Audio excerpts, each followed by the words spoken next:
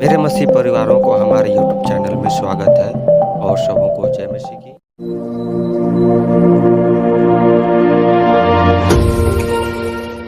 मसीह में मेरे प्रियो, आप सभी को जय मसीह की। आज का मुख्य पाठ वचन है परमेश्वर से बुद्धि पाने का वचन। पाठ वचन देखने से पहले आज का प्रतिज्ञा वचन है, यहोवा का नाम दृढ़ गढ़ है, धर्मी उसमें भागकर सब घटनाओं से बचता है। परमेश्वर पिता का धन्यवाद हो जिसने हमें आज प्रतिज्ञा वचन को दिया।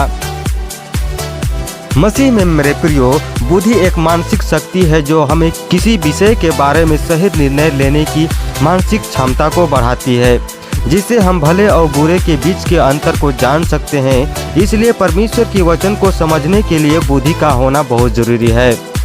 वचन में कहा है कि और बुद्धि की बातें ध्यान से सुने और समझ की बातें को मन लगाकर सोचे। आप सब तो सुलेमान राजा की कहानी सुने या बाइबल में पढ़े होंगे। सुलेमान राजा ने बुद्धि पाने के लिए परमेश्वर से प्रार्थना किया था। सुलेमान राजा परमेश्वर से कहा कि हे मेरे प्रभु परमेश्वर, तूने मुझे इस योग्य किया कि मैं अपने पिता के बाद राजा बन सकूं, लेकिन मैं बहुत छोटा हूं और नहीं जानता कि किस प्रकार शासन करना है। अतः मुझे बुद्धि दे ताकि मैं तेरी प्रजा का उचित न्याय कर सकूं और भले और बुरे के बीच के अंतर को जान सकूं। तो हम सभी को परमेश्वर से बुद्धि के लिए प्रार्थना करना है। और वचन में लिखा है कि यहोवा ने सुलेमान को अपने वचन के अनुसार बुद्धि दी। और आगे कहता है कि सुलेमान ने उसके सब प्रश्नों का उत्तर दिया। कोई बात राजा की बुद्धि से ऐसी बाहर ना रही कि वह उसको बता न सका। यदि आप परमेश्वर की दास या दासियां हैं तो परमेश्वर की वचन की बुद्धि को प्राप्त करना बहुत जरूरी है। और एक वचन को देखेंगे, यहाँ इस प्रकार से लिखा हुआ है। पहला राजा 10 अध्याय 8 पद में लिखा है, धन्य है तेरे जन, धन्य है वे सेवक जो नित्य तेरे सम्मुख उपस्थित रहकर तेरी बुद्धि की बातें सुनाते हैं।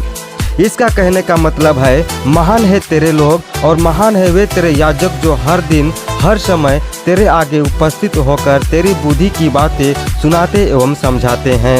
ये परमेश्वर का वचन कहता है, बेवकूफ़ है वे लोग जो बुद्धि और शिक्षा की बातों को महत्वहीन समझते हैं। ऐसे लोग परमेश्वर पिता तथा प्रभु यीशु मसीह का भय नहीं मानते हैं और बुद्धि की वचन को नहीं सुनते एवं नहीं मानते हैं, क्योंकि वचन में लिखा है, यहोवा का भय मानना बुद्धि का मूल है।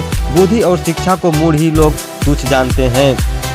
और जो लोग परमेश्वर पिता को जानते हैं या नहीं भी जानते होंगे तो वही एकमात्र प्रभु है जो सबों को बुद्धि देता है। वचन में कहा है, क्योंकि बुद्धि यहोवा ही देता है, ज्ञान और समझ की बातें उसी के मुंह से निकलती है। 2 अध्याय 6 पद में लिखा है। बुद्धि एक ऐसा मानसिक शक्ति है जो हमें यहोवा की ओर से मिलता है, जिससे संसार की किसी भी अंधकार शक्ति से हार नहीं सकते हैं। चाहे कोई भी बात रहे, परमेश्वर तुझे किसी बात से मुकरने नहीं देगा। लेकिन परमेश्वर ने कहा है कि बुद्धि को प्राप्त कर, समझ को भी प्राप्त कर, उनको भूल न जाना और न मेरी बातों को छोड़ना। वचन में कहा है, बुद्धि को न छोड़, वह तेरी रक्षा करेगी, उसे प्रीत रख, वह तेरी पहरा देगी। इसका मतलब है कि यदि हम में से कोई व्यक्ति अगर हम परमेश्वर की वचन को पढ़ना, सुनाना और दूसरों को बताना छोड़ देते हैं तो वह तेरी रक्षा कभी नहीं करेगा। और परमेश्वर के इस वचन से जो लोग प्रेम नहीं रखते हैं तो वह कभी पहरा नहीं देगा, क्योंकि वचन में कहा है, जो मेरे वचन से प्रेम रखता है उसे कभी बुद्धि की कमी नहीं होगी।